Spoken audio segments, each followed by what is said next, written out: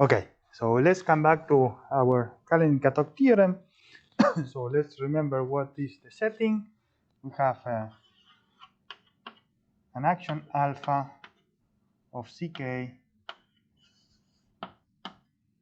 CD, I guess, on the torus, or CD minus 1 on the torus of dimension D. And we build this semiconjugacy, which is a topological semiconjugacy. We found the measure mu that prosect to lambda, and we are trying to show that mu is absolutely continuous with respect to Lebesgue.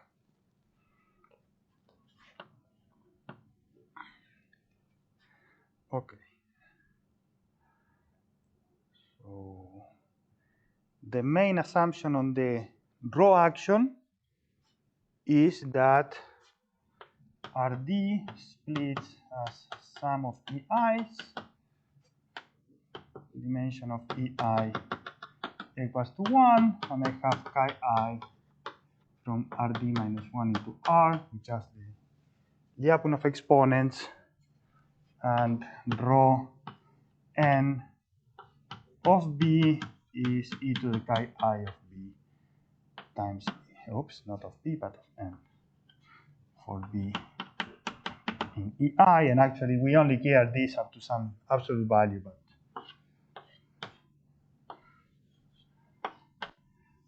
it's even true for the B if we want, modulo doing something. And D is the dimension of the torus. D is dimension of the torus, yes. Goes.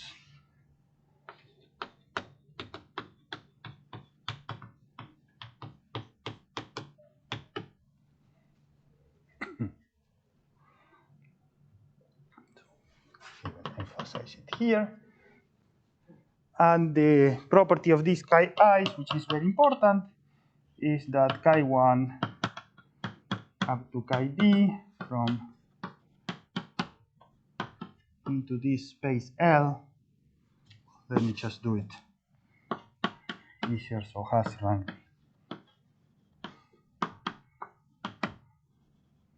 Has optimal rank, so it's an isomorphism onto its image, and we know that the sum of chi i's is 0, coming from determinant being 1 for these matrices. Now, what we proved was an agonic proof, but I think it's still a proof, is that for the alpha action, we have a very similar picture. So we have lemma, which is still RD, but with the whatever identification. But I want to emphasize the nonlinearity of this other guy.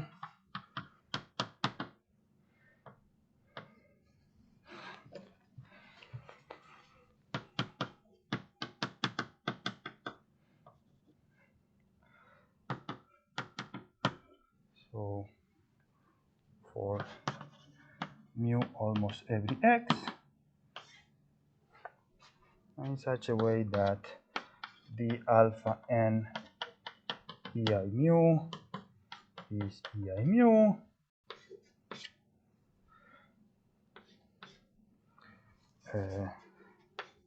limit as n goes to infinity, actually it's plus or minus infinity, of, well, even absolute value of n going to infinity of d alpha n v log of this minus log, oops,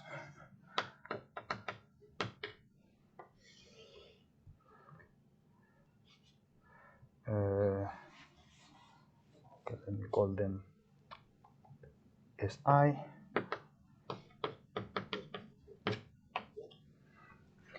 divided by n is 0 for being EI.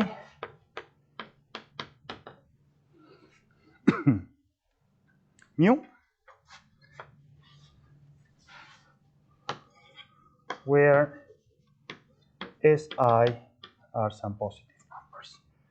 I from 1 up to D.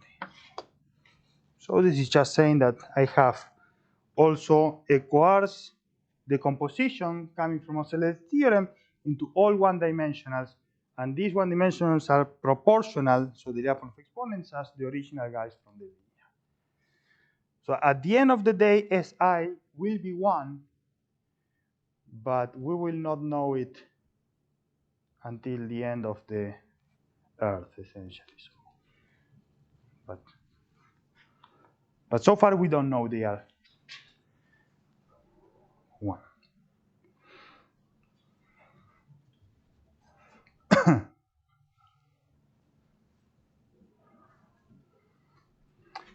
One very important thing to remark, and that's why this is a little bit more difficult, and all the big problems arises from here, is that we have 2 instead of this.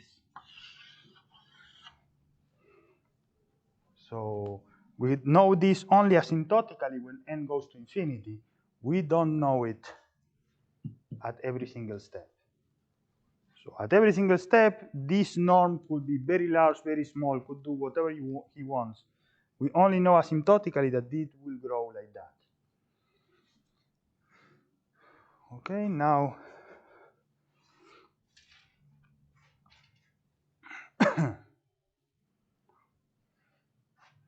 now we have the corollary of this, which is Pesin's stable manifold theorem.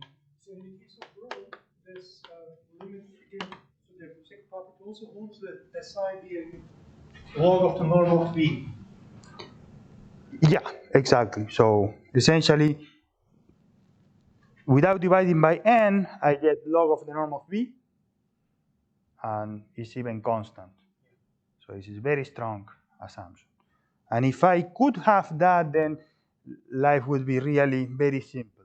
So if I knew I had something like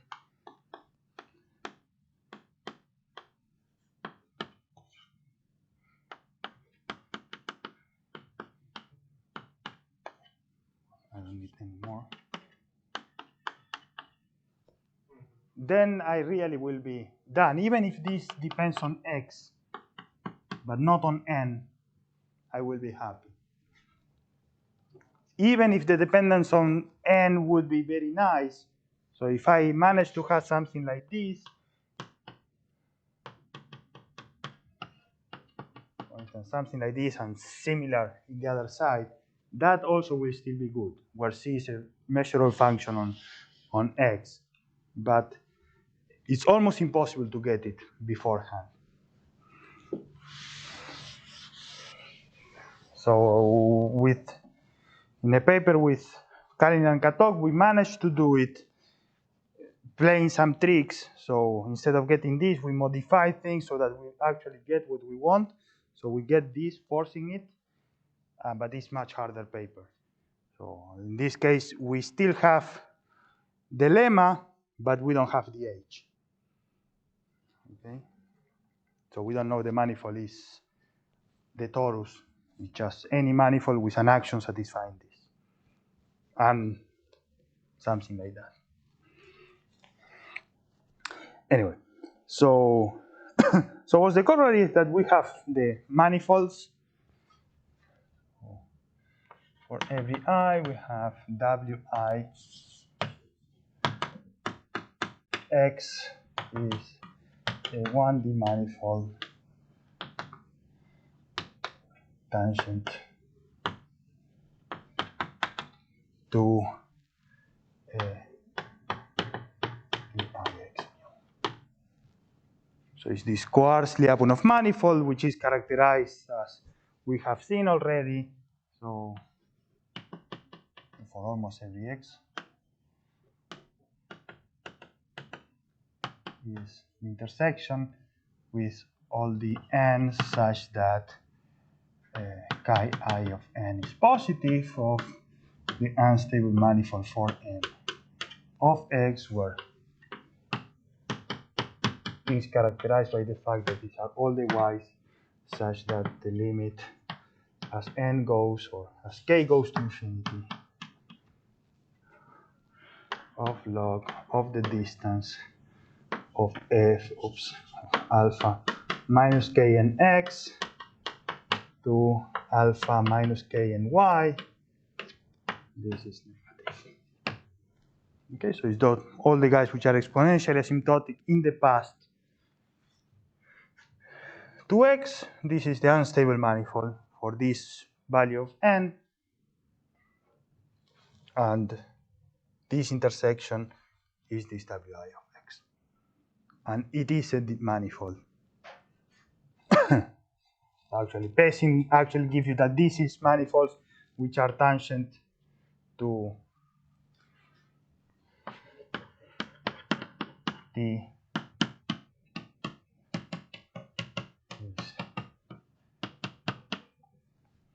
these guys, and these guys has a characterization like this one, but in terms of vectors, and then some linear algebra will tell you that this is the sum. This is the sum on all the I such that chi I n is positive of EI. And then from this fact plus intersection theory, it will give you that. And when I'm only talking about positivity or negativity, I really use the chi I, which are the Lyapunov exponent for the linear, because for the nonlinear it's just a positive multiple, and so positivity or negativity will not be altered by that. Now a second corollary from the definition is that h of Wix, maybe let's put an alpha here to emphasize that this is the nonlinear guys. This is contained in Wi. So we use this already, actually, but let me emphasize it again. And again, this is just continuity of H plus the fact that this is true for all the unstables, and then intersection here goes to intersection there. But since H is not a homeo, this may be a strict inclusion. This may be collapsed to a point a priori. We don't know yet. So we have to actually be careful on that, and we are going to be careful on that later. But it is important that this is a one-dimensional manifold, this is a one-dimensional manifold, and I have this continuous map from this one-dimensional manifold to this one-dimensional manifold. So it's a continuous map from the interval to the interval, from the real line to the real line rather than the interval to the interval. So it's like a guy like that.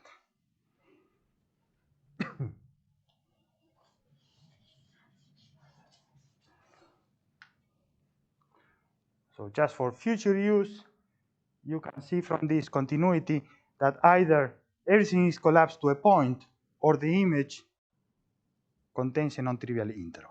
And actually, is an interval. Could be half infinite, by infinite, whatever, but it is an interval. It could be a compact interval.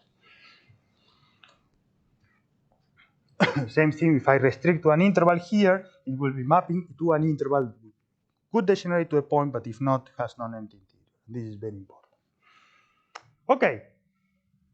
So this is an important corollary. Now, I actually don't want it in this situation because I want to do pretty much the same I did for the linear maps. So remember that we solve this issue in a trivial situation once you know this guy is lambda, but we solve this absolute continuity of invariant measures for the row action.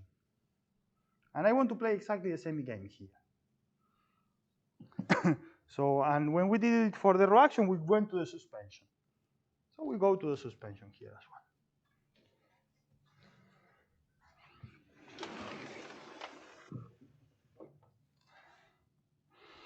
So we take M alpha, which is as before,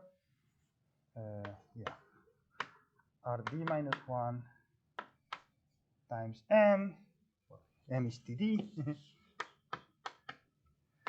by the relation, let's put alpha here, which is Tx is related with T plus n alpha minus n x, and we have the m rho, which is the same but defined with a rho. And we can show that there is naturally a map H, which I still call it H, from M alpha, which is a semiconjugacy. And we have all same description we had up to now, but now for this alpha, rho, and H. And we have a measure lambda here and a measure mu here, which is not the same mu, but let me not start putting bars and hats and everything, because then the decorations tend to infinity. And so once I show that mu is absolutely continuous, it will follow that the previous mu is absolutely continuous by very standard argument. So just for completeness, notice that M alpha is locally, just from the very definition, Rd minus 1 times Td, and so mu upstairs, let me call it mu bar for a second, is locally mu times, or actually this first constant, dt times mu, okay?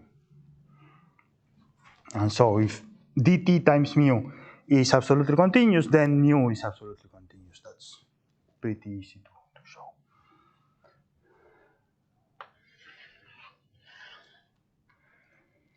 Okay. So once we have this, then we have same corollaries as before, but now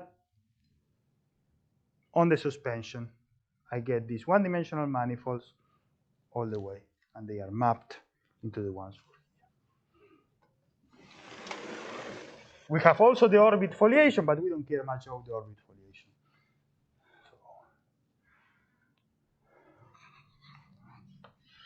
And now, as before, we really care and want to play with the kernel of chi I.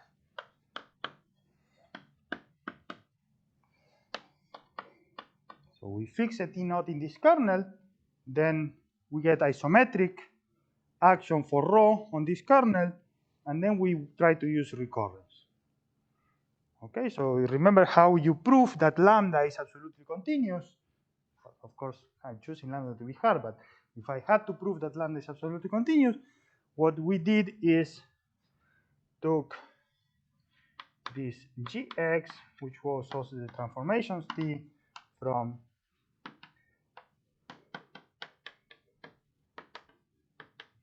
where we identify actually this with R or with EI, such that T star mu I or lambda I is equivalent T affine.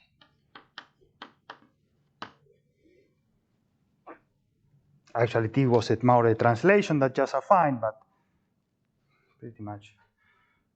Let me go to affine, and this is a subgroup of all affine maps of the real line. And as soon as you have enough amount of elements on this group, this conditional measure will have to be absolutely continuous, and then we are in business. And the way we produce elements here was using recurrence. So we took our point x here, we pick this T naught in the kernel, we start iterating by rho t.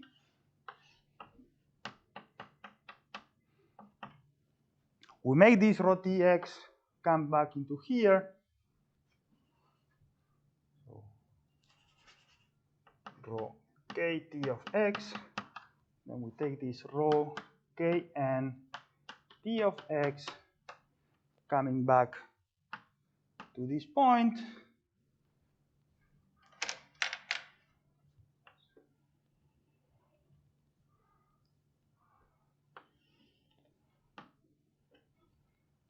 And the conditional measures are invariant, so when I take this yellow guy into here, it sends the measure to a measure, maybe up to a multiple, and then I can take limit using continuity of everything.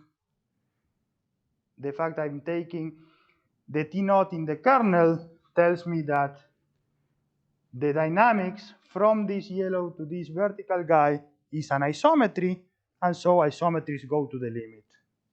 I can go to the limit. And in the limit, I get a map which is an isometry, which maps X to this other guy. And that's how I'm producing elements here. Okay?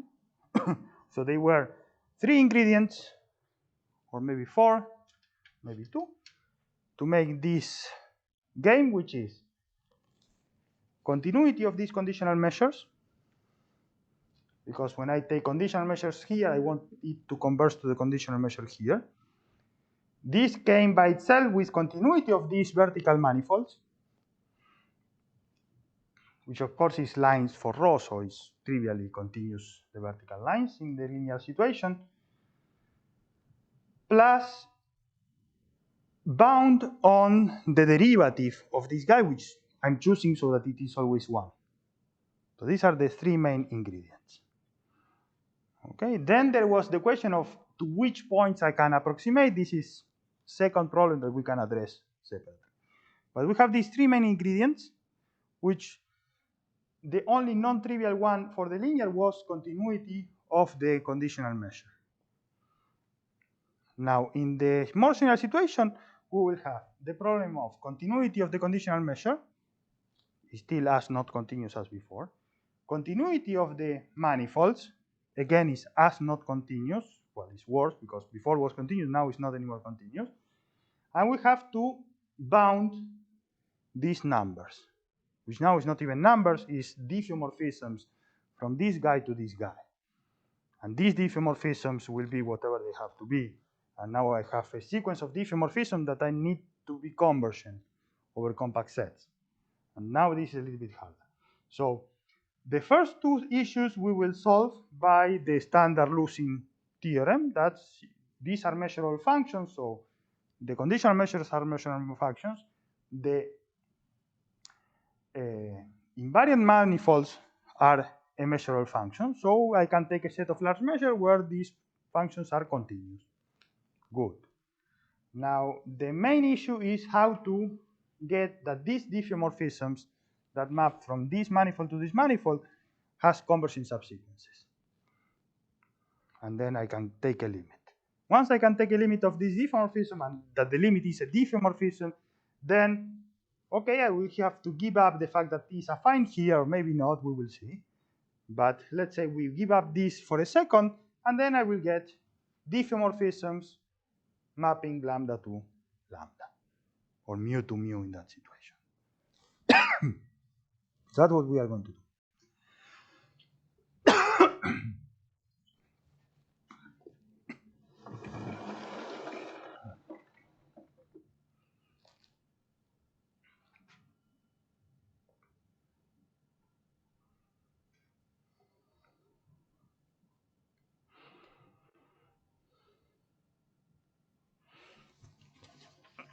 Do they have it? Yes, good.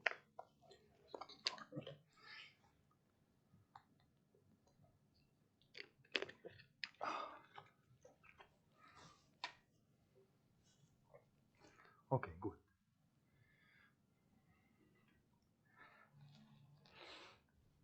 So let's start from 0, and remember the way I wrote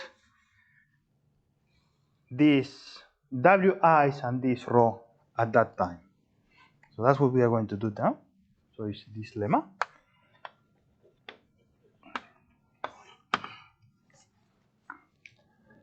We say that for mu, almost every x, there exists h for every I.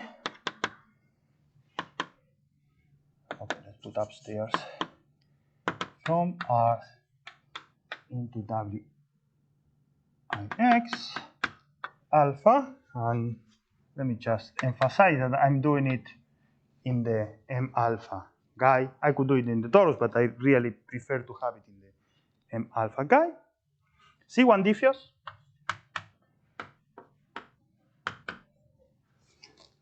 And there's two ways of thinking of this. Maybe I like it, do it better that. It has shortcoming part by doing it this way, but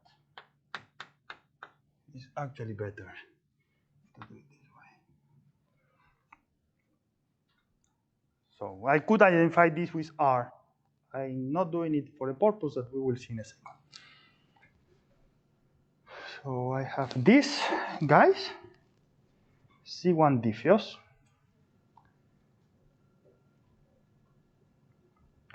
Such that 1, the map from X into embeddings, C1 embeddings of, so this what I'm defining is not 100% perfectly defined, but it can be defined.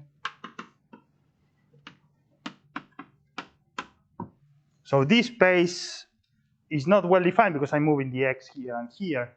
So I should do some bundle type of business. That's why it's better if I identify this with R, then I don't have this problem. But I prefer to do this. So you just can trivialize the bundle and do the correct definition of what the meaning of measurable for this. Second, Hix of 0 is X. So the reference, guys, is X here. 3. Well, I don't know what's the difference actually. Of course, for immersion, for embedding, typically you don't want self-accumulation, but I don't want self-intersection either. So I could put immersion, injective immersion.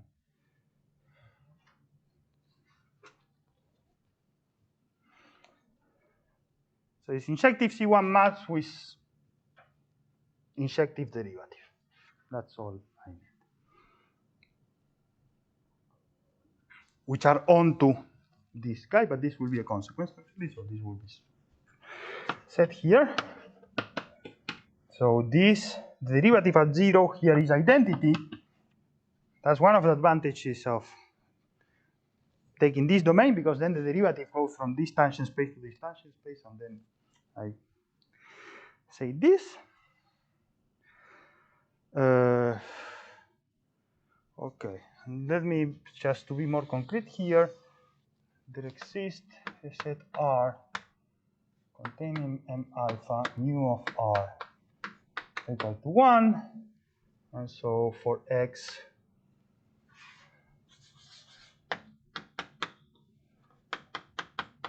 in R, we have all this. So let me be explicit on this set R. 4 is very important because so far it's almost a triviality. It just follows from Pesin's theorem. So 4 is that when I look at the dynamics in these parameters, and that's why we are going to call them affine parameters, dynamics is affine. And actually linear, but anyway.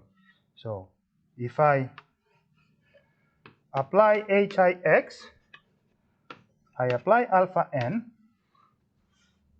and I apply Hi alpha nx inverse. So I'm looking now dynamics in parameters. This at the point B is the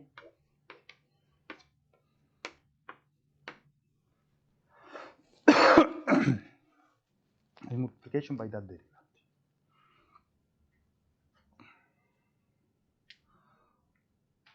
I only will care about this in absolute value, but actually it's true. That way, essentially. So that's not a problem. What else? Well,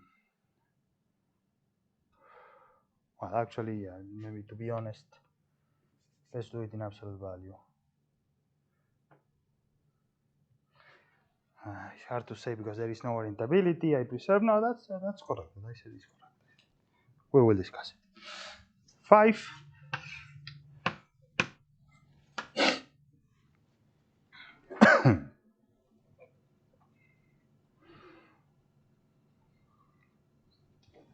So I have the parameters. The dynamics looks affine in these parameters, and the change of variables is affine. So if y is in here, then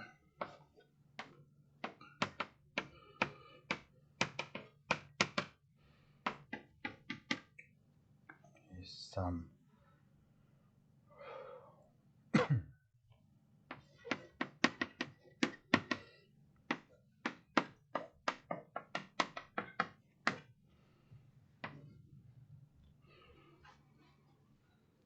so the affine constants depend on I, but and on x and y, but they exist.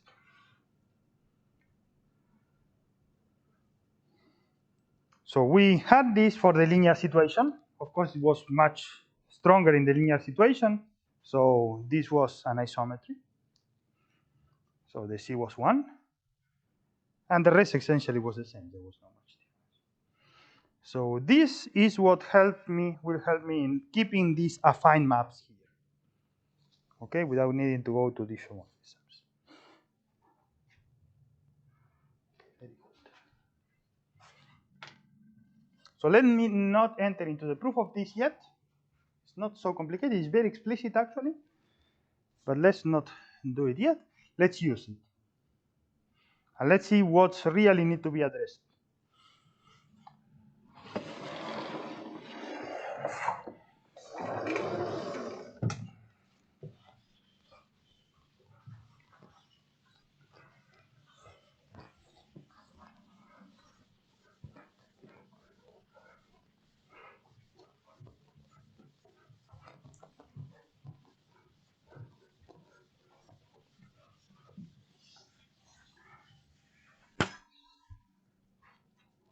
Okay, so then we have this Rokhlin lemma, the second Rokhlin lemma, which says that I have this mu I omega I x measures, conditional measures,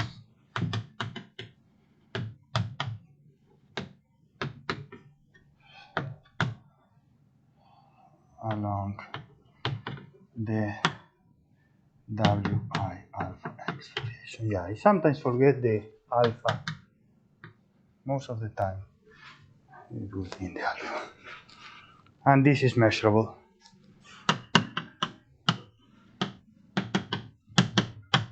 It's measurable. And then as a corollary, I have this measures mu bar equals to h I x star on the space. Oops, on EIX mu. Okay, just bring them from the manifold to the linear spaces. So, and everything is measurable. So this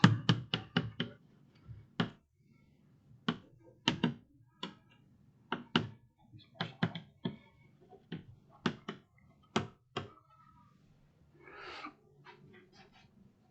Which again, as we did with the immersion space, here the target space is a moving target. So what's the meaning of measurable? Well, you trivialize the bundle. And these are measures on the real line. Now you define this gi mu x, which is all the t from ei mu x to ei mu x, affine such that t star mu bar w is congruent to, yeah, I forgot to say something here.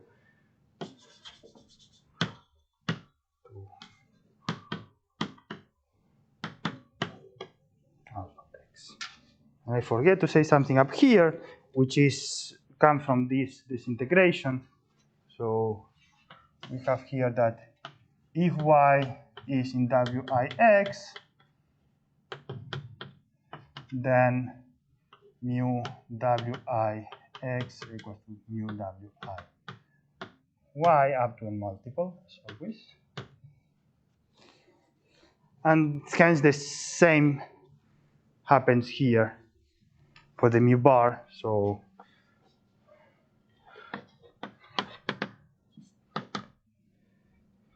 if now let me state it similar to what I stated before, there exists a set R mu of R equals to 1 such that if y belongs to Wix inter R, then there exists dxy from I x mu to I y mu affine. Actually, it's linear because it will send 0 to 0. Yeah, let's even say it's linear, such that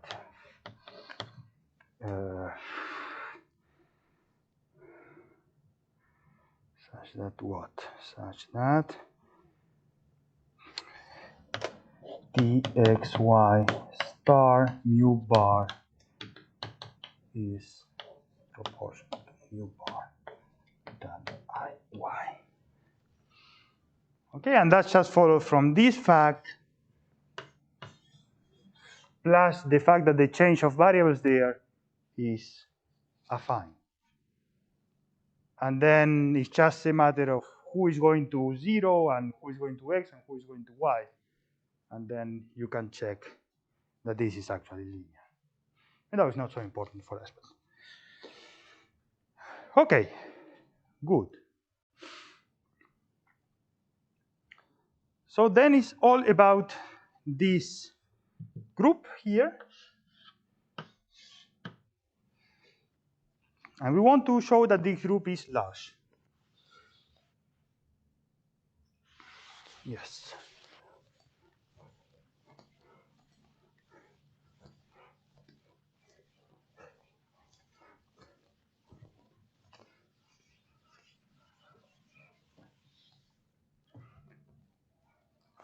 So the main lemma, which actually is, it will require some effort, so we will have to do a couple of sub-lemmas. The bipartition trick will show up here, and the whole core of the business will show up here, but it's the main lemma, says that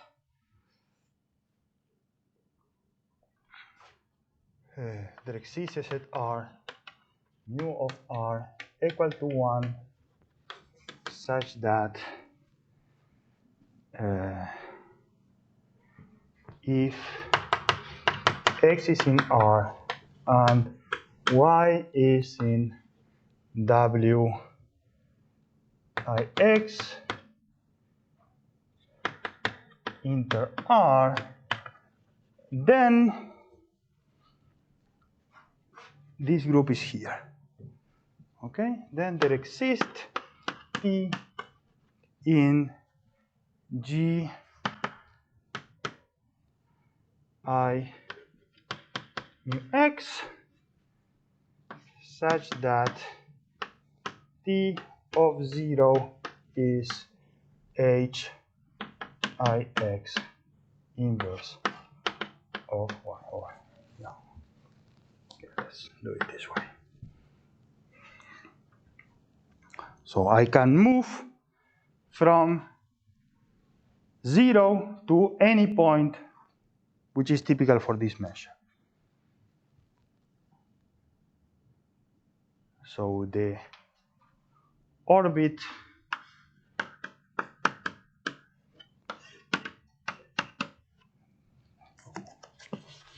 Gi mu x of 0, which is all the t of 0 such that t belongs in gi mu x, mu bar x wi alpha of this set, of the complement of this set actually,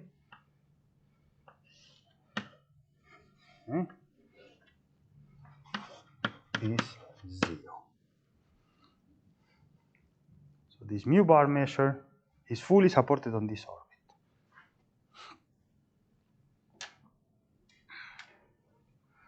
And once we have this, we also have, as before, a second.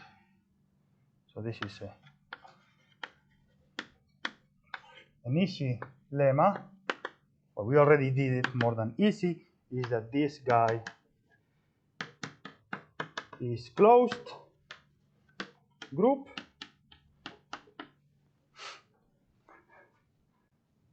of affine maps.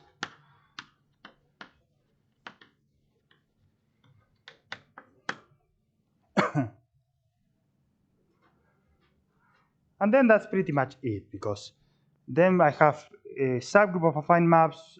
We know essentially how they are. So it's either discrete or it is continuous, or, well, you have a non-trivial connected components of the identity. If the connected components of the identity is non-trivial, then you still have to work a little bit, but any measure doing this game will be absolutely continuous. If the guy is discrete, then the mu measure, mu bar, will have to be atomic. So corollary, which again is not immediate, so it requires some work. I leave it as an exercise because I think it's a beautiful exercise to do. So it's either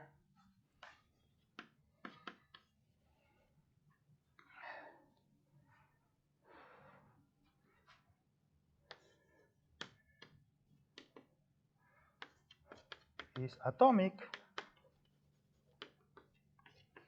case of gi mu discrete, or mu bar for this guy is absolutely continuous. And once we know it's absolutely continuous, we will know more, okay? Because we know the Radon-Nikodym derivative is of whatever form, and then it's actually it will be equivalent and blah blah blah. That's letter P. So with absolute continuity is good enough for us. So as said, lemma 2 is very standard. We already did for the linear. It's the very same proof here. This is quite standard, but it's a nice exercise, so I recommend you do it. What is really hard is the main lemma. And I already made the picture of what we are supposed to do to prove the lemma. So let me try to remember how we do it. So take L, let epsilon be positive.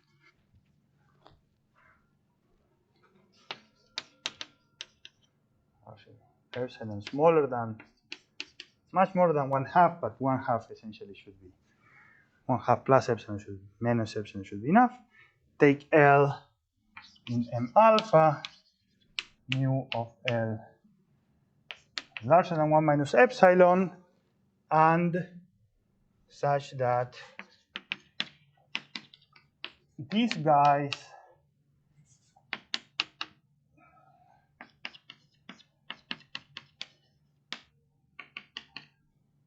I keep on doing it wrong, are continuous.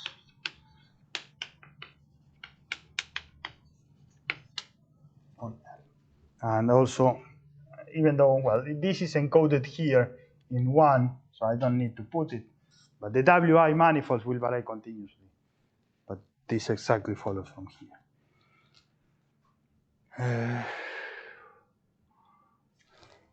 Yeah, maybe it's, again, it's essentially encoded here, but let me emphasize it because since this definition is a little bit wiggly, so this should be 0 rather than 3, is x into ei mu is continuous.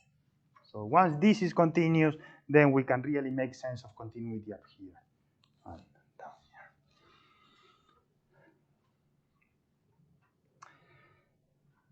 So once we have these continuities, then we have these guys, alpha xn I from I mu to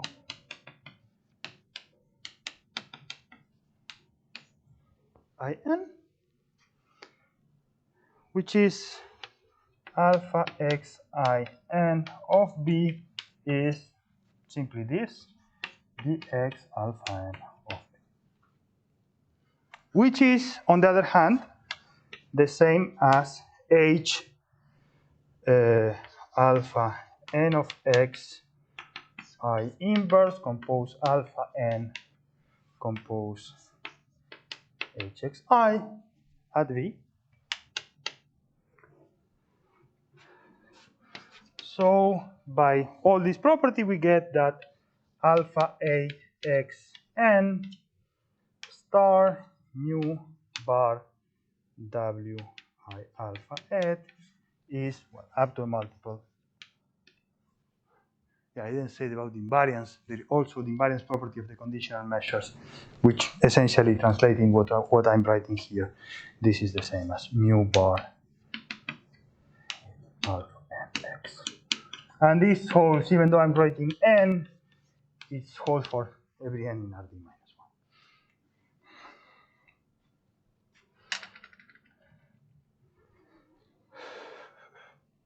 1. Good. Now what's the problem? The problem is that I will do as we said. I take now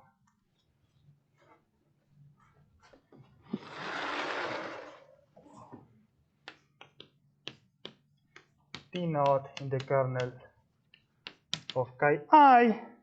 I consider this sequence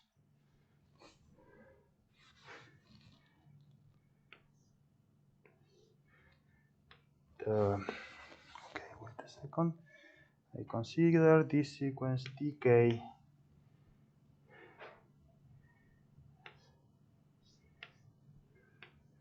equals to alpha k t naught. Let me see how I put the xi from e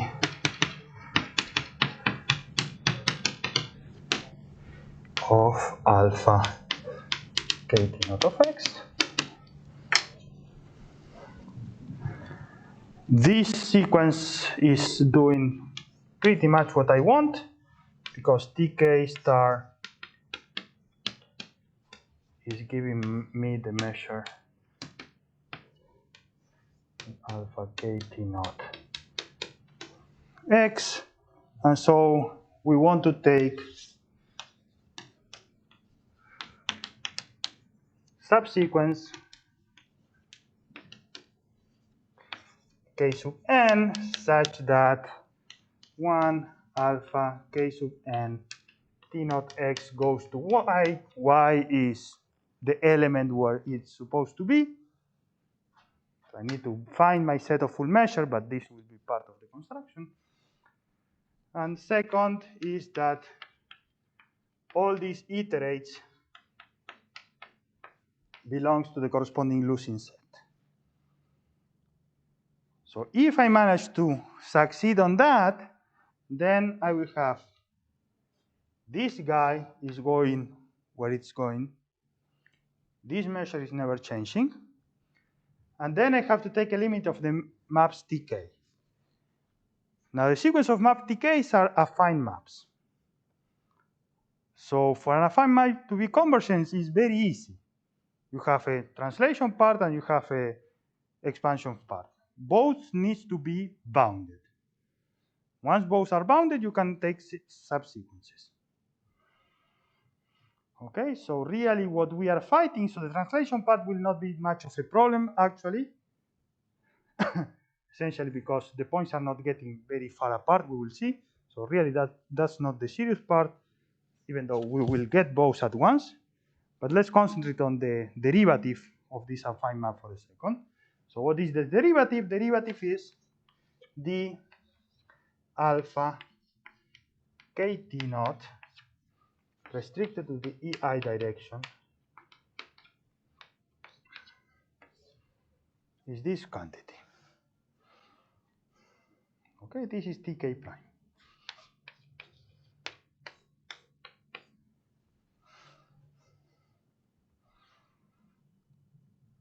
Now we know what this does, or at least we know somewhat what this is, so we get that log of tk prime minus chi I of kt naught divided by k times t naught goes to 0.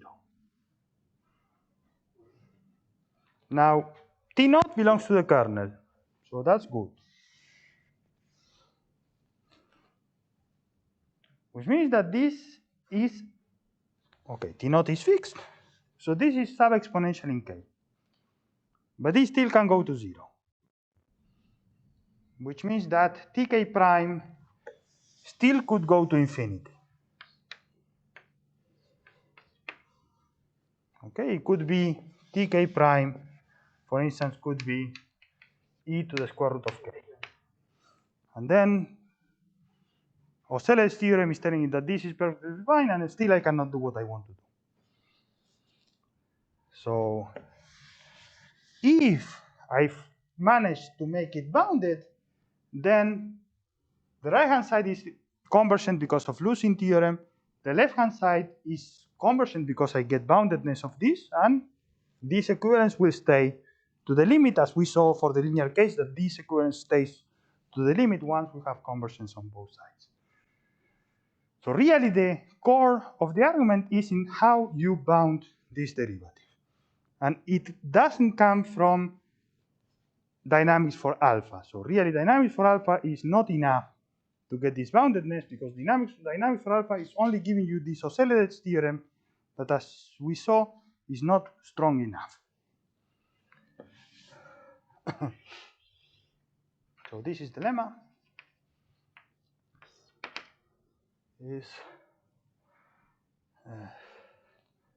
Let me just not state it in the complete form, but this we can find k sub n such that, actually it's not just we can find the k sub n, is under these conditions essentially we will have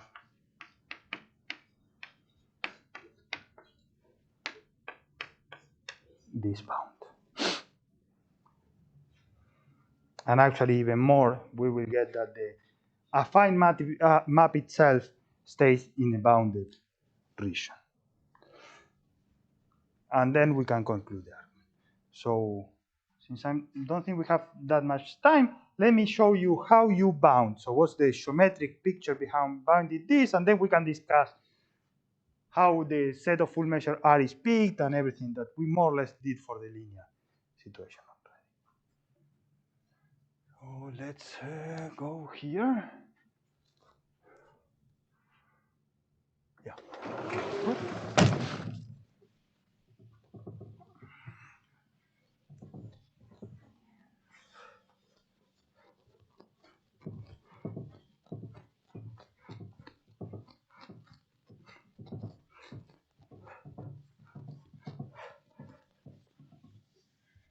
And this is really an amazing case of rigidity. So this is extremely strong. So let me finish quick, but remember we have H of Wix for alpha map into Wi rho for x.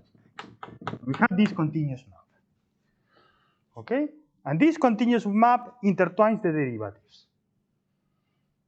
So H compose alpha t, and I can extend now to the alpha t's is rho t compose H. And now I can write this in coordinates. So this will tell us that alpha xi of t, if I compose with h, this is, now I still call rho t, e to the chi I of t times, and of course this is in coordinates, so let me write it as hxi bar, because this is the h in coordinates. And so this should be actually not on x, but on alpha xi and alpha, oops, t of x.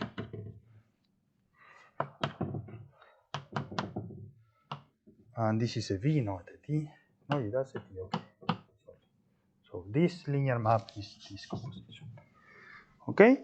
So we have this. So this is this equation looked in coordinate is telling us this. Now, this is a linear map, because this is derivative at 0 of something. This is a linear map, which is multiplication by this number. This is a continuous map, and this is a continuous map. Okay? Now, what does this h bar I x do? So let's see what this business is. Have this E1, this E2, these are lines, even though they don't look lines. E rho I, E mu I.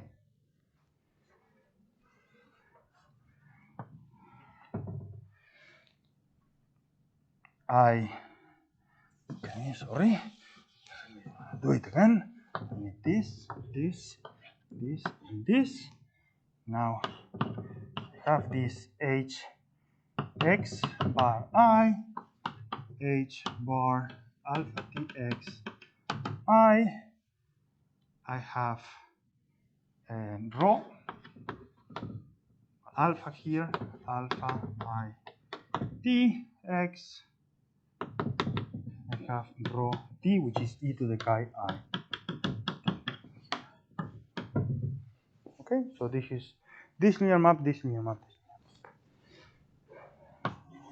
Okay, this h is continuous, is not a homeo. Okay, it's just continuous. Let me think for 1 second that it were a homeo. Then I take a segment here of length roughly 1. This guy of length roughly 1 will go to a guy of length roughly 1 plus minus epsilon naught, because it's a homeo. So it will have some lower bound, some upper bound. So it's bounded away from 0, bounded away from infinity. Now, this is an isometry if I'm in the kernel. So I get the very same size here. Now, these guys of the very same size will go back here to something which is bounded away from 0 and bounded away from infinity. Which means that this guy is mapping to this guy into something which is bounded away from 0, bounded away from infinity. This means that this affine map this length 1 interval into something which is bounded away from 0 and bounded away from infinity. That's what you have from the derivative. Just from a purely C0 estimate, you get C1 estimates, because you know they are affine maps. Now, the only slight problem, and let me finish in this minute with that, is that this is not a homeo, but still you can make the same argument. Because I need now that this h does not collapse fully this interval. And this will be true. Because if there is full collapsing, then the measure will be collapsed, and then I will be losing measure. It's similar to the geometric argument we did to show that coarse spaces remain alive. So we will find enough amount of points where this interval is not collapsing. It will be always bounded from above. That's because H is essentially a nice map, so it's bounded from above. But it also will be bounded from below on a set of large measures. Now, once it is bounded from below here, it's mapping here into the same set. And now the guy up here cannot be too large, because if the guy here is too large, it cannot be fully collapsed into something small here. And it cannot be too small, because if it is too small, it cannot be enlarged into something too large by Hölder continuity or even continuity. So I still will get that a guy of mid-size here is mapped into something of mid-size bounded below and above. And that's all I need. So this way, you bound the derivative. And that's what we are going to do on Wednesday. Yes, I say good. Wednesday is to do the details of how we bound this derivative from this topological picture. So we will explicitly write something like there exists a set R naught mu of R naught positive such that hxi of some I naught x size of this is between these two numbers. And then we just play this commutativity property with this property. Okay, sorry for all the mess. Okay, see you on Wednesday. Bye. Oh, okay. Here is a question. We are going to have classes on Wednesday. Oh, it's Wednesday. Okay, no. So yeah, it's Wednesday, and there are also exams and everything. I know. So okay, let's do directly on Friday. Okay, so I will send an email just reminding everyone. But yeah, let's do it on Friday. Yeah, I know that. Yeah, for most people it's good, actually, as well for Wednesday. But there are exams time, so and there is the dropping week, which is not that you are going to drop, but you may be teaching a course which requires. I know that some people, because I was chatting with other people, that they need to do that. Okay, good. Thank you all. Bye bye.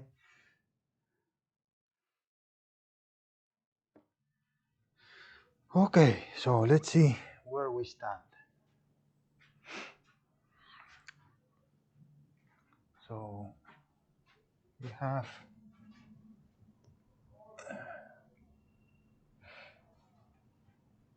alpha an action of Ct minus 1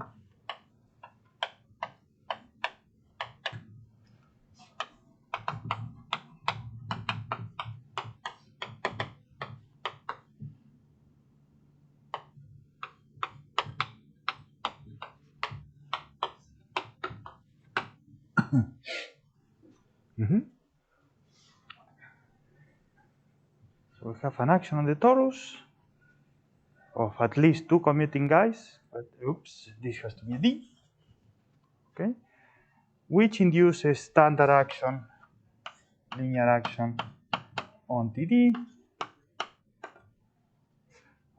Rho here goes into Ct minus 1 into automorphisms, which is, this is GL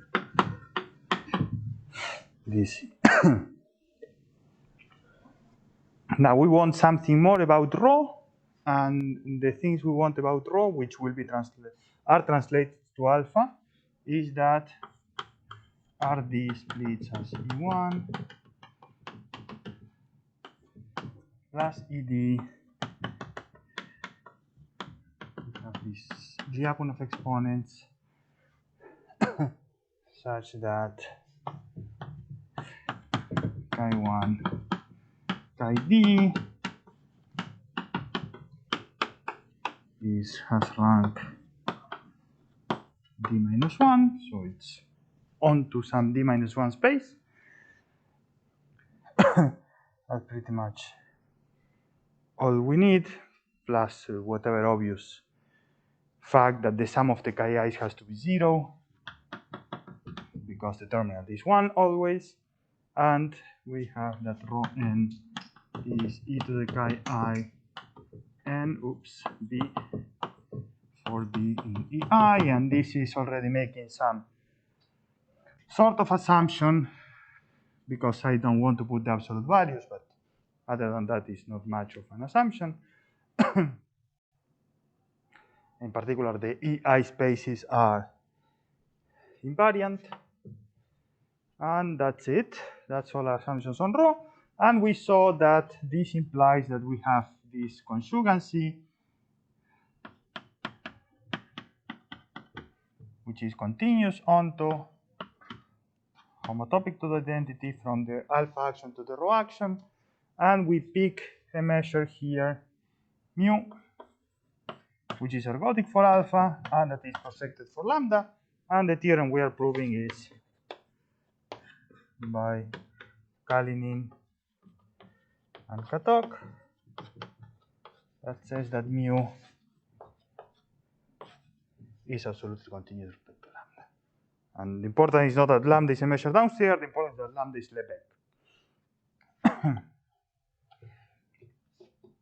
And the scheme of the proof is to follow the classification of invariant measures we did for the linear actions and just try to push the same proof to get whatever knowledge on mu.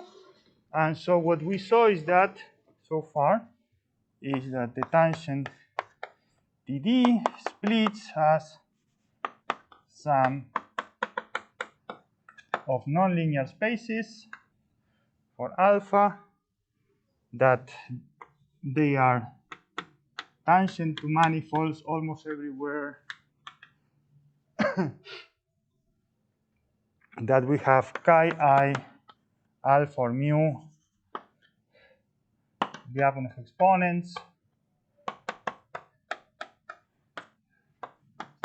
that chi I alpha is some r sub I. These are multiples of the previous ones.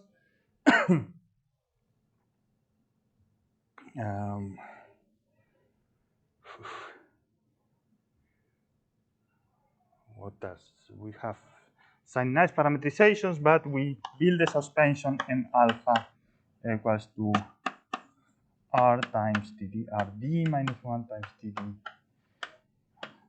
by the quotient. And we had also the nonlinear or the linear action m rho, and we could extend this conjugacy easily from here to here, where we have the induced alpha action and rho action there, and all this description remains for this guy, transverse to the orbit direction, so tangent to the total part. We still have also lambda measure here. We have mu measure, I still call it mu, even though it's the previous mu times Lebesgue, or Lebesgue times the old mu. And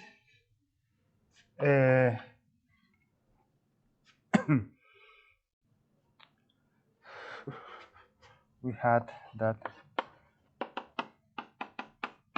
this is a very important fact for EVA, and we knew almost APX.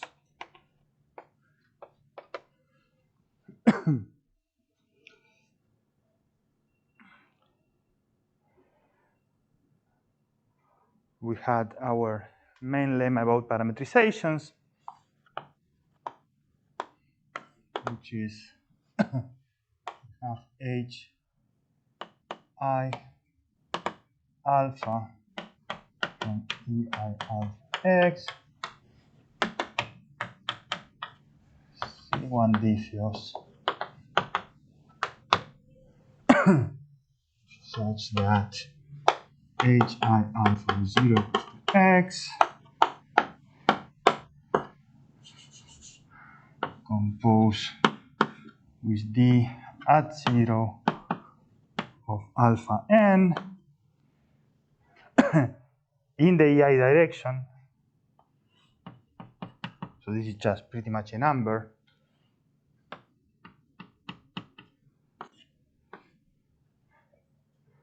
And oops, yeah, I should.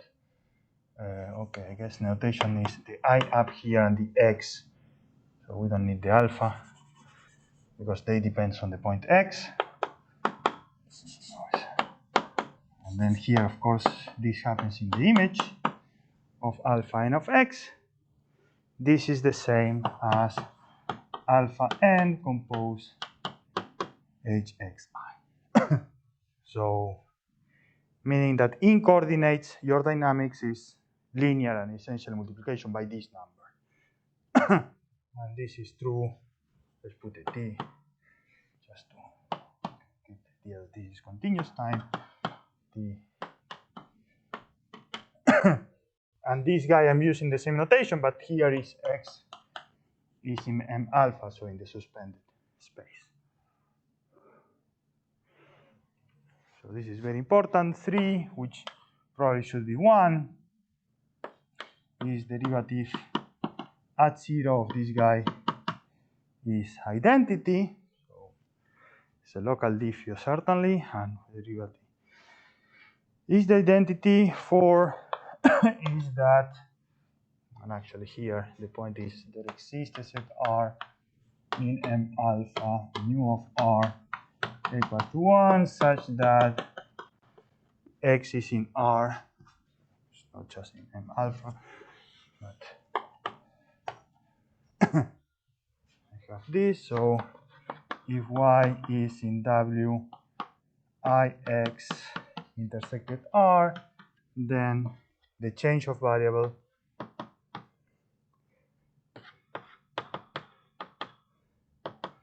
is affine.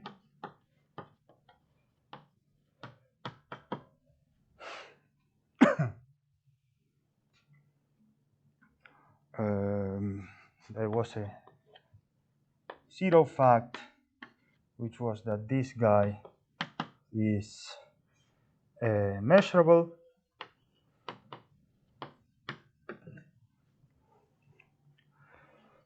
What else am I missing? Okay, I think that's all I care. Maybe I'm missing something, we will say it.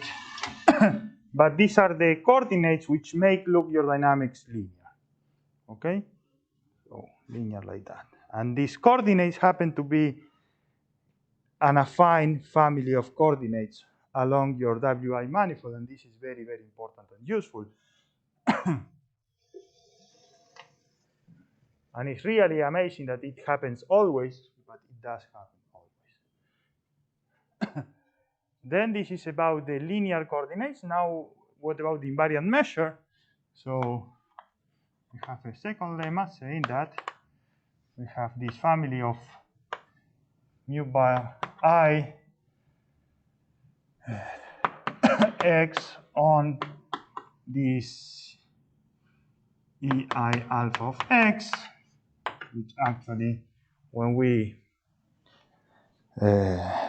push them down, h bar, hi, hx I star of mu bar ix is, by definition, actually these guys, and this is conditional measure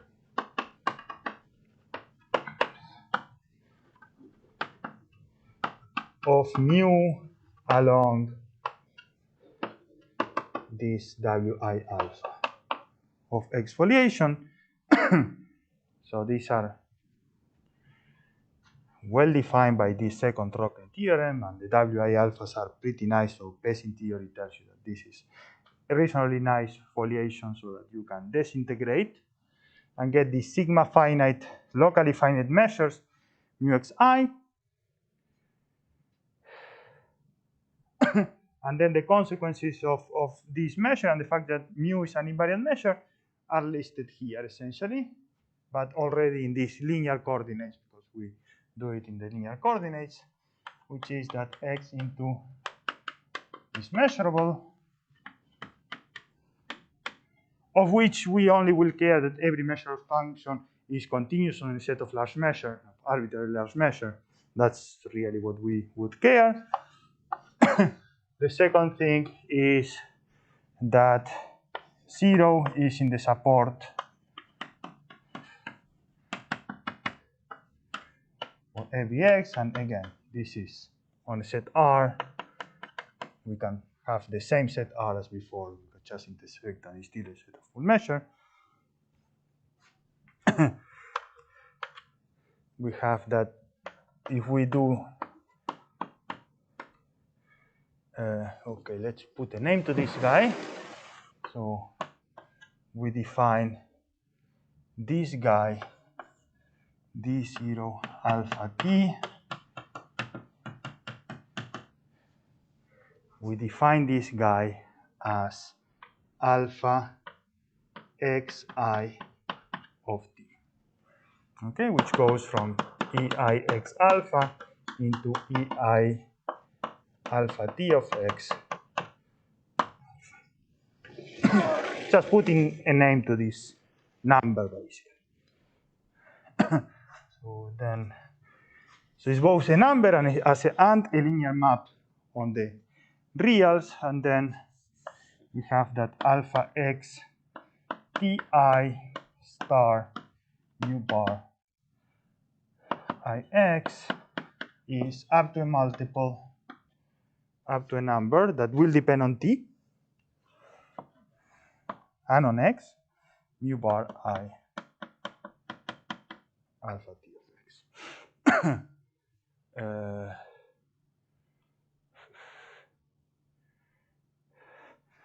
3, which corresponds to the 4 there, is that if y is in W ix intersected R, then there exists an affine map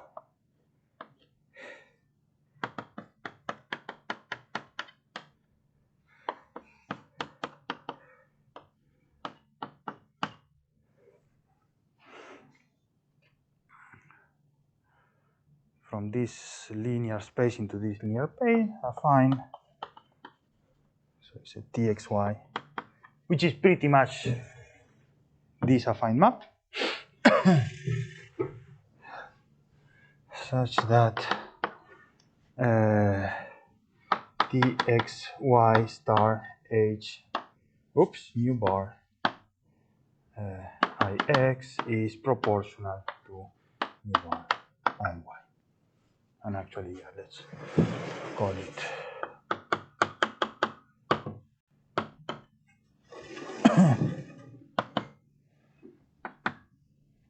this txi.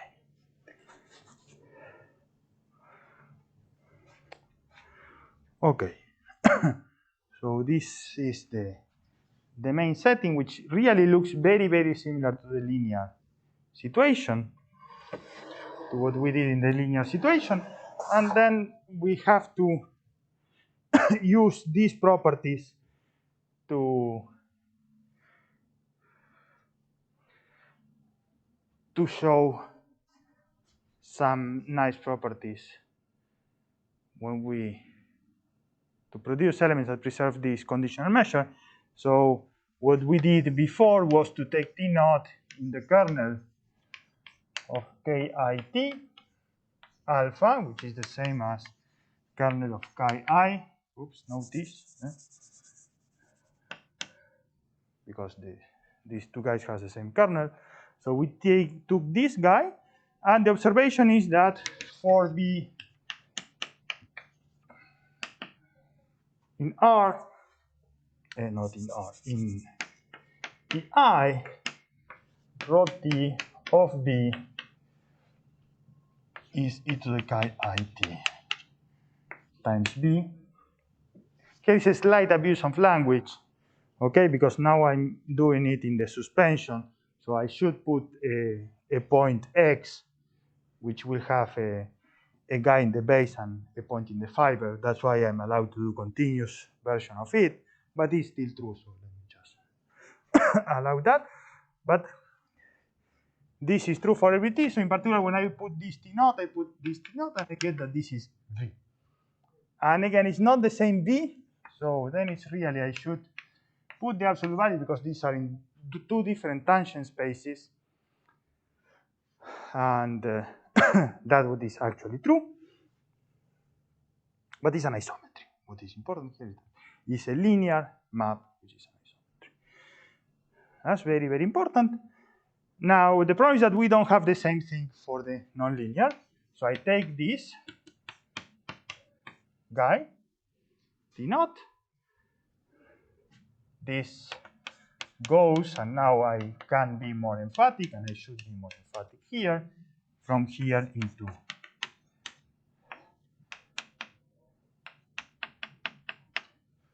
So this is a linear map, but it's not anymore an isometry. Okay, so here when I say isometry, we have fixed a background Riemannian metric with respect to whom we are doing Pesin theory and everything. It has no special feature in principle. We don't care really. So any Riemannian metric would do once it is fixed. So we measure then this number. Since this is one-dimensional, a Riemannian metric gives me a natural identification of this with R. It gives me 2, but any of 2 is okay. The same thing for this guy. And then this, actually I can think of a number up to a plus minus sign, which we don't care really. Now, and the problem is that this number may not be 1. And really what is really bad is that this number may be going to infinity or to 0 as t naught grow. So actually we would like to put a k here. We put a k here, and we want this to stay bounded. Okay. So here comes the lemma that will control this fact. For every epsilon, there exists a set K contained in name alpha, mu of K, and C positive, finite, a real constant, such that if X is in K and alpha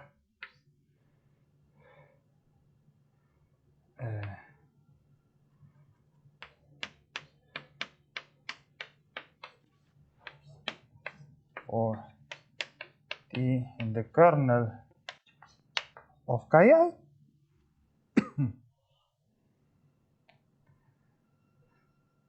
then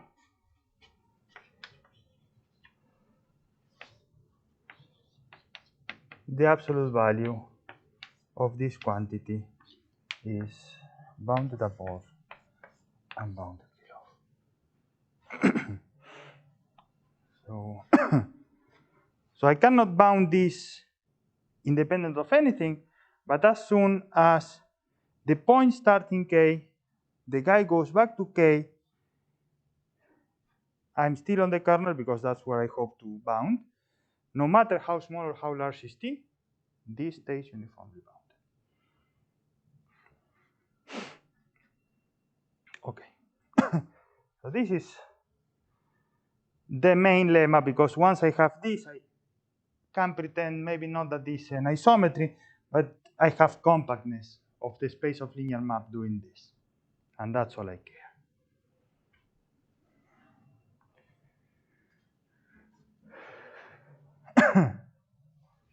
Okay. So let me quickly show these 3 lemmas.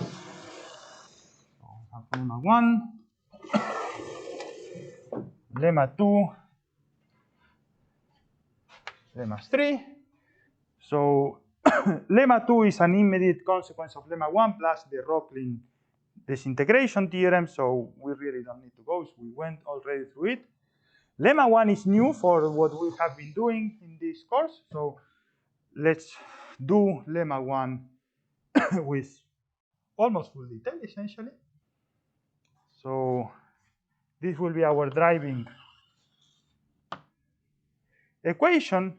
So we will solve this equation essentially. So for this business here for one particular value of t, then we will show that any other solution would do the same.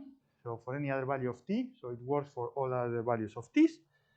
It will come with these 2 properties at once, and then we will show that this has to be true always. The measurability is because it's very explicit solution, so you will see that it is.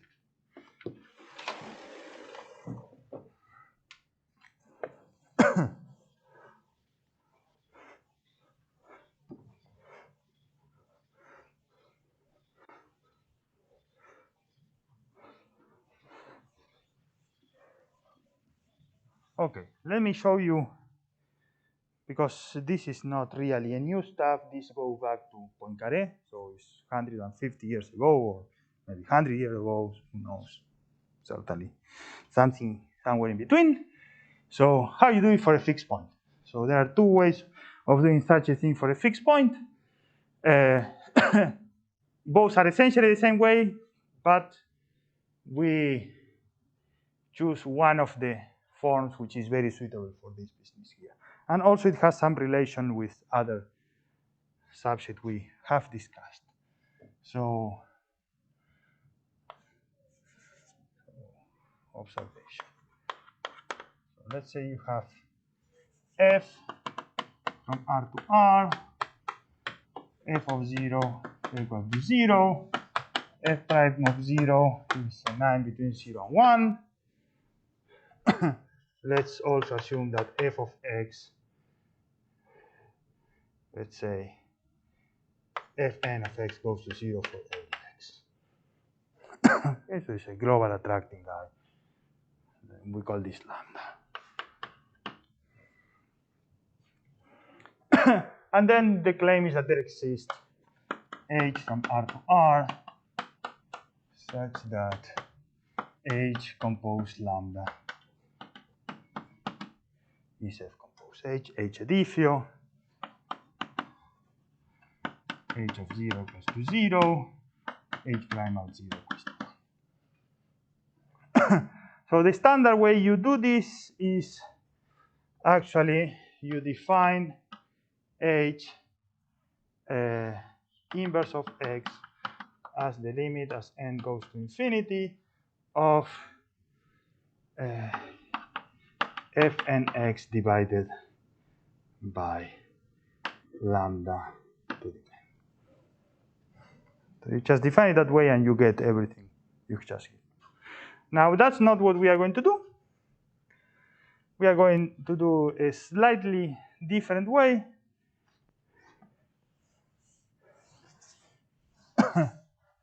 We're going to differentiate this and we will find the derivative of h.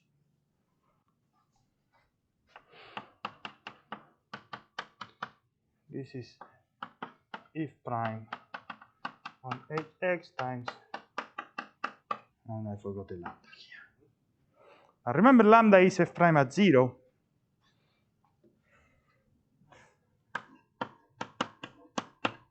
So that's essentially the equation we want, and actually we could do the same with iterates.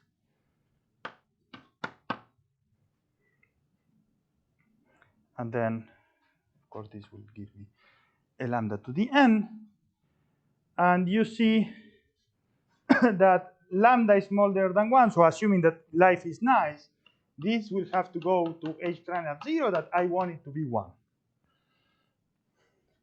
Which means that, by definition, h prime at x should be fn, limit as n goes to infinity of fn prime at 0 divided at h of x, which is by itself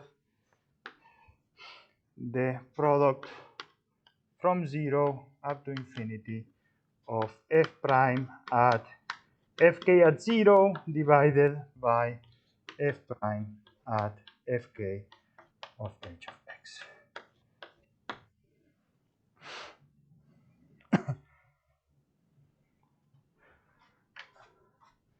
So this is a differential equation which actually is much simpler to see it as giving you the inverse of h rather than h, the same as before. So what you are getting is the inverse of h, not h. And that's okay. So we take this function then. Now we go back to our setting. Okay. So we take this so proof of one.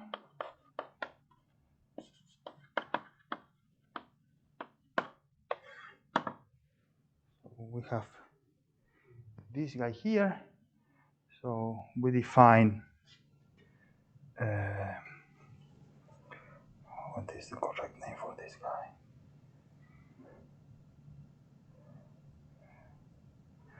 Yeah, I use most of the standard letters. And let me think, what is the correct name?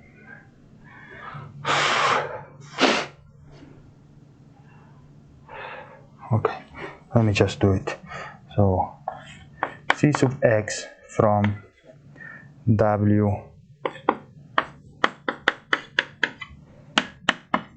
into R actually is to R plus. Again, let me not worry myself about orientations here. So I'm just getting the absolute value actually what I'm going to do. And then since I'm going to insist about this being true, then which side goes to which side should become clear. So what is this quantity here? So it's this product. So Cx of y. Okay, sorry.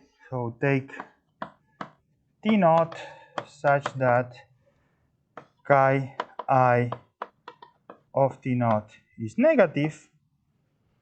So this guy here actually will depend on the choice of T naught, but as I said, then we make it independent of it, so we don't care.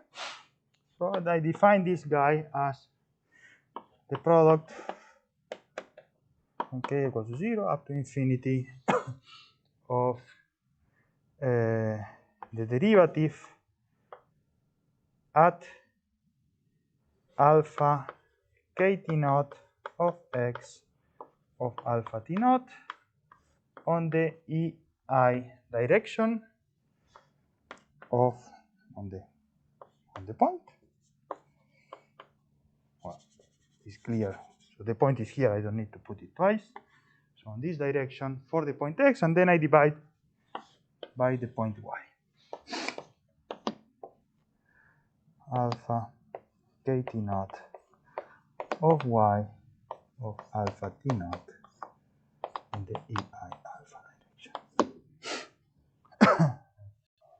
Now, why this product is convergent is by the very same reason the product here is convergent. So here you use that f prime is Hölder continuous plus the fact that the convergence between these two guys is geometric, and thus you get that this product is convergent and continuous by Weierstrass. Same thing here. You have to use Hölder continuity of this bundle when you move along the Wi direction. Okay, but this bundle is sitting on these points, so you really need some sort of uniform Hölder continuity, but that's okay, because the deterioration of the constants in Pesin theory is sub-exponential, while the geometric convergence of these guys is exponential, so you are safe with that. So that's standard Pesin theory. And that's pretty much it. So this will give you that this is a continuous and even Hölder continuous function on the y variable for x fixed. Yeah. And even it will depend measurable on the variable x, and even on Pesin sets it will be better, but we just care about this being measurable on the variable x. Okay, with this function, when I put these absolute values here, I was making identifications with the reals of these spaces AI. So using these guys, let's go here. I guess here.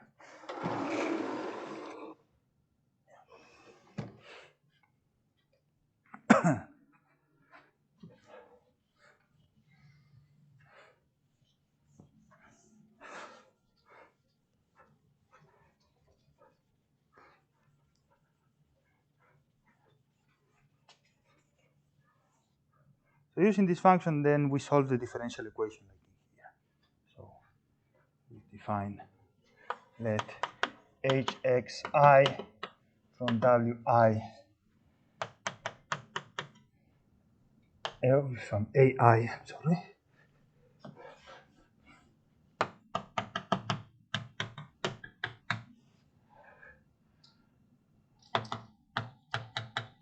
This as that c x y cx on hx y of b is equal to hxi prime of b. Okay? Where, as I said, the derivative of this map will take values in ei, and now I'm doing identification with r, so to make everything right. Other way of doing it is just you take an identification with r, any one, not this one, a parameterization here of wi alpha, and then you do everything in parameters. It's pretty much the same. So why this guy exists is, again, in some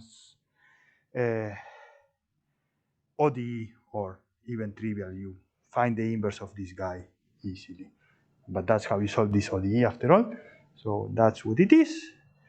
Observe that by definition, I'm starting from 0, so I'm integrating this guy. So if you want to be precise, hxi of b is the integral between 0 and, well, the inverse of this guy. That's why I didn't want to write everything, but okay, let me not write everything. So you will have from the definition that hxi of 0 is x, and that hxi prime at 0 is 1, because cx of x is 1, because it's quotient. So that you have.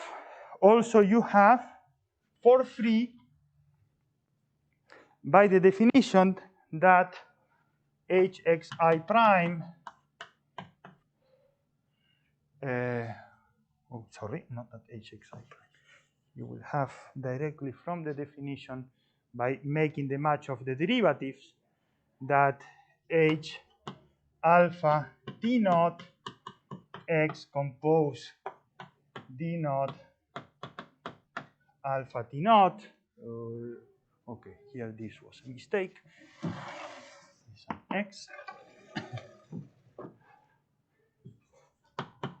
This is equal to alpha compose d x compose hx I. That's it, sorry.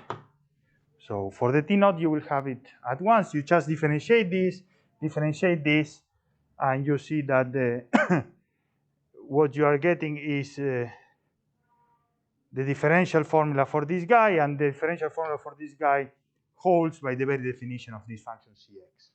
So they were defined so that this is true. And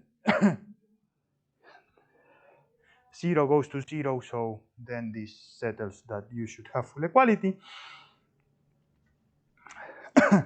Now, why it works for a different t's now, once we know it works for t naught, is the very same reason we have here the uniqueness in Poincaré. Okay, so in Poincaré you have uniqueness, so h is unique up to a multiplicative constant. So if I insist h prime 0 equals to 1, then it's unique. If I don't insist on this, then it's up to a multiplicative constant. And then this will be exactly the same. So, this observation is what's called Poincaré linearization. Yeah, that's Poincaré linearization.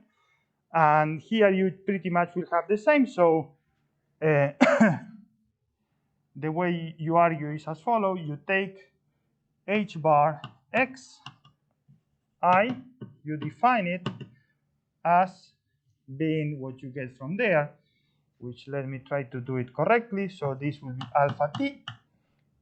compose okay, I should do H. Okay, let me do it this way. It's the same, but compose HXI, compose dx alpha t.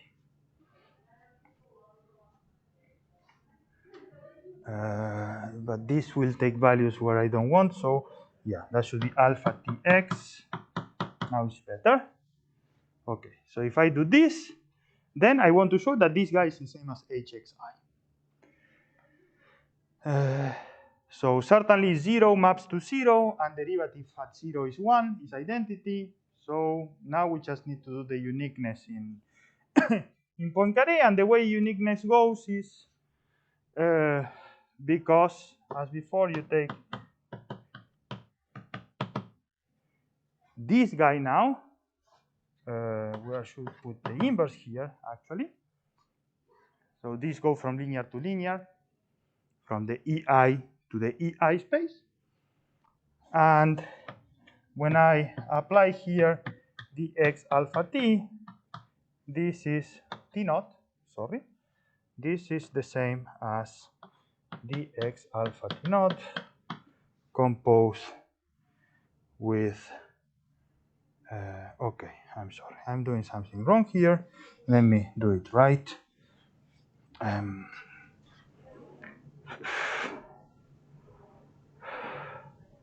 So what does this guy?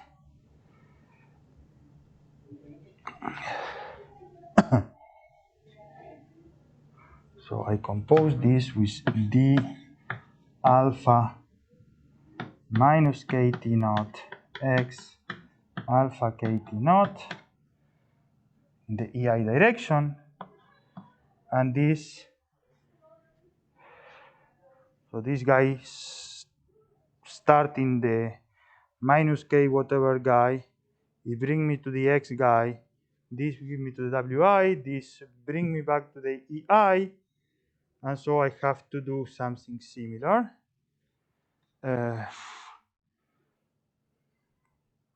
Shouldn't be so hard. Okay, let me. I didn't want to do that, but today I'm not being smart enough, so let's do it slowly. So certainly this guy does the same conjugacy equation than T naught by the commutativity of the guys. So now I have two guys doing this equation. And if I have two guys doing this equation, how do I get rid of them? So, okay, now I finally got it. Sorry, it took me forever. I do this, say with a bar, inverse, compose, and then I do this without the inverse, compose dx alpha kt naught, case everywhere, and this is equal to dx alpha kt naught compose hx bar I inverse compose hx I.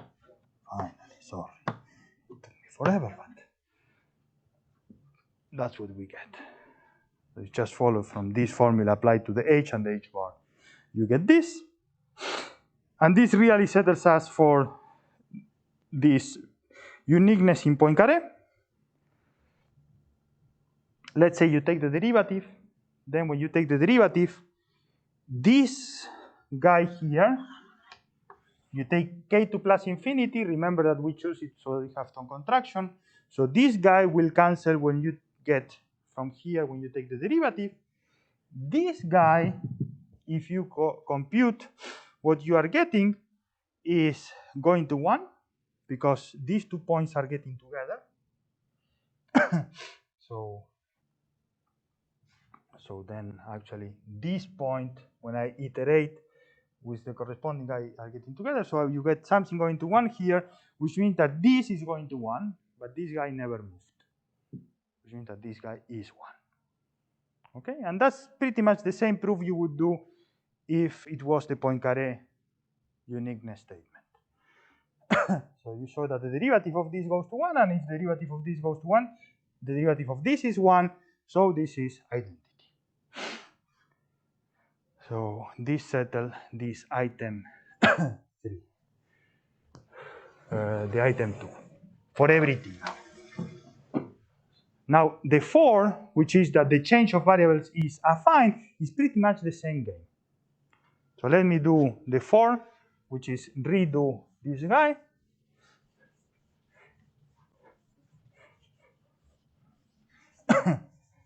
So let me rewrite the formula. So, yes. What about this T0 choice? That was any, and then I showed that it holds also for every t. Then, so I'm showing here the h bar equals to h. And h bar equals to h is telling me that the equation holds for t. Okay. Any t, no matter any assumption on t. Just, so this is showing in broader context that the centralizer of your guy in normal form is also in normal form. So what we did is not linearize the action, we just linearize alpha t naught. And this is showing that once you linearize alpha t naught, you're linearizing anyone in the centralizer. Because the only thing I care was not this alpha t, was the centralizing property. So they commute, that alpha t naught commute with alpha t. So that then I could end up with this equation here. Now, pretty much the same computation will settle this other affine property. So let's do it. Let me write it here. So now I know that hxi, alpha tx compose alpha t.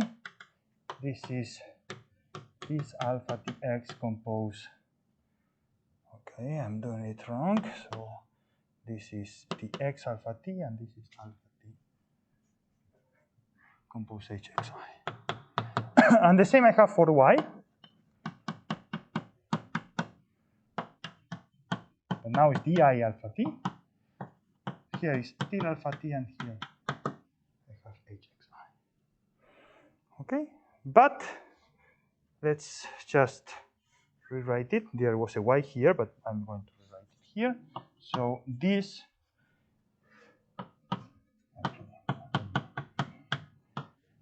write it correctly. Now I bring this h y y to the other side. Okay, so this is alpha t.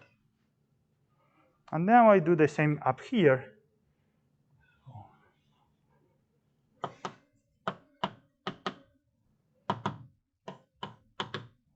But alpha t is the same for everyone, so it's just your diffuse. So it means that these two expressions are the same. And now you see that we have something very similar to what we had here.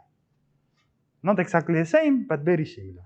So what did we got? We got that hyi inverse compose hxi.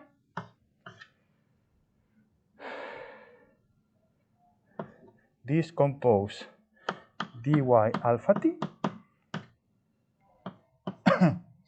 This is equal to, and then what did I get upstairs? What I'm getting is h alpha ty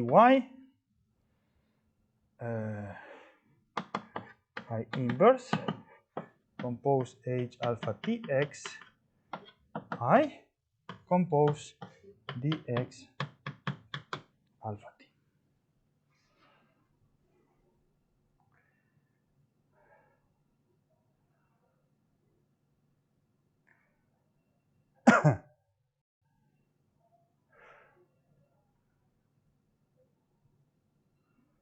Okay, so that's what I get. Now I will do the same thing I did before. I will assume chi I of t is negative, and I will send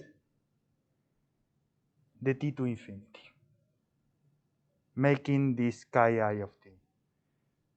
Now, these 2 points will come together. And as soon as I stay in some losing set of continuity of these guys, this guy will go to identity. Now, this derivative here is going to 0. And this derivative here is also going to 0. Okay, so if I do just the trivial thing, I will get 0 equals to 0, so that's not fun. I need to be a little bit more careful, and since I'm going to show that this guy is an affine map, I just take the derivative here of both expressions.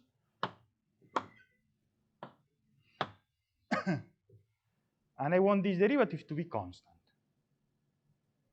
Now, when I take this derivative, I will have derivative of this number, because this is a number, on one side. On the other side, I will have this other number, which pretty much will cancel with this. It's not fully canceled, because they are not the same, because you are based in different points. But the ratio is nothing but this Cx I'm having here. So that's the ratio. So it's something which exists. It's a number. Okay? And then this that goes to 1.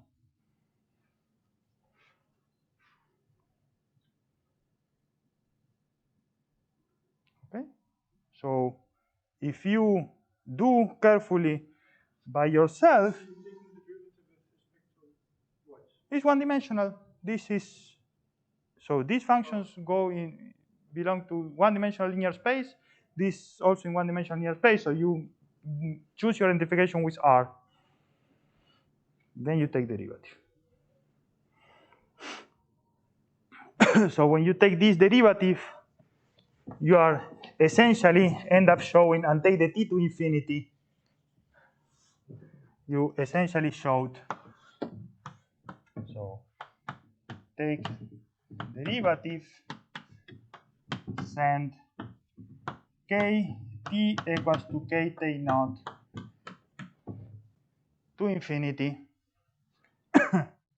along some losing sets, then you end up having that HYI inverse compose HXI prime is equal to, and when we do this divided by that, it gives what really is supposed to give, which is this Cx at Y. And I may need an inverse here or not.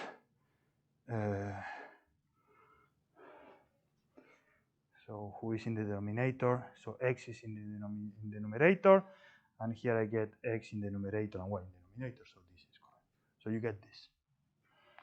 Okay? This, of course, depends on x and y, but does not depend on the variable here. So this is constant, which means that I get that this is an affine map, because this is constant. So it means that this x, y map that we were discussing, on top of it, you know that the derivative is, so you will have this formula. We are not going to use it, but we know it if you want. And you're using the Loomis set for which variable? For, good point, that's a very good point. I want both x and y to belong to the same losing set. But that's okay, because we know that this is just rational and 1/2 and blah, blah. So we already did this type of game. So we use that ergodic theorem is constant along the WIX foliations, because they are constant along unstable foliations. The WIX are part of unstables. We are, or stables for that matter, because here we are inside the stable. We are making this contracting, so it's not even about freezing the direction. So we have ergodicity. Birkhoff averages are constant along the WI for this choice of T naught. So does that mean that for both x and y, you want the full trajectory? Not the full. I want to take Kn going to infinity such that alpha Knt of x belongs to this losing set.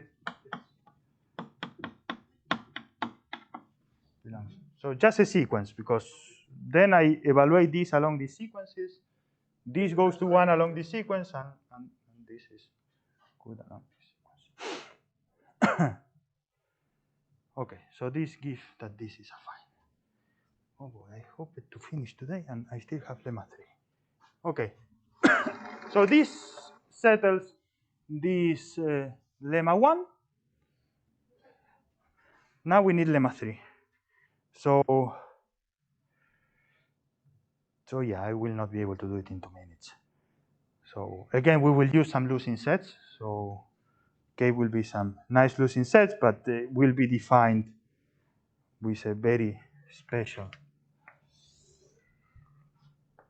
So just as an observation is that K will be pretty much, which is a K sub I. So here I is fixed. When you move the K, you move this. When you move the I, you move the K. Is all the set point X such that the length of H of W Ix alpha is larger.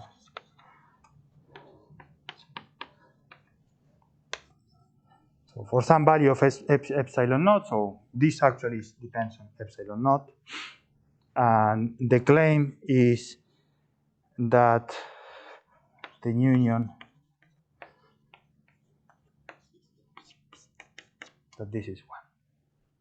And once I have this, then I can pick the epsilon naught so that this guy has measured as large as I want, and this will be the K. And once I have this K that way defined, then I will prove that this is true for this K. Just by picking the guys, I'm proving. Maybe I need to intersect actually this K epsilon naught with some losing set coming from our parametrizations, because we may need some guys. But that's pretty much. And this is just to remind you, yeah, maybe I should put here some log. And this log comes from the fact that I'm using this losing set in a sense. And so this is an interval inside the WIX. H sends this interval into an interval inside the EI line. And this is the length of this interval. So that's, I'm just saying, I'm asking this length to be bounded below, bounded above. And the fact that it's bounded above is almost trivial, actually. One essentially can put a 1 there and nothing will change. But the bounded below, of course, it may fail for some values of x, but for almost every point it will happen. Okay, that's it. So we do it. Then on Monday, I finish lemma 3, and we essentially finish the proof, even though it's pretty much the same proof as for the linear situation. Thanks.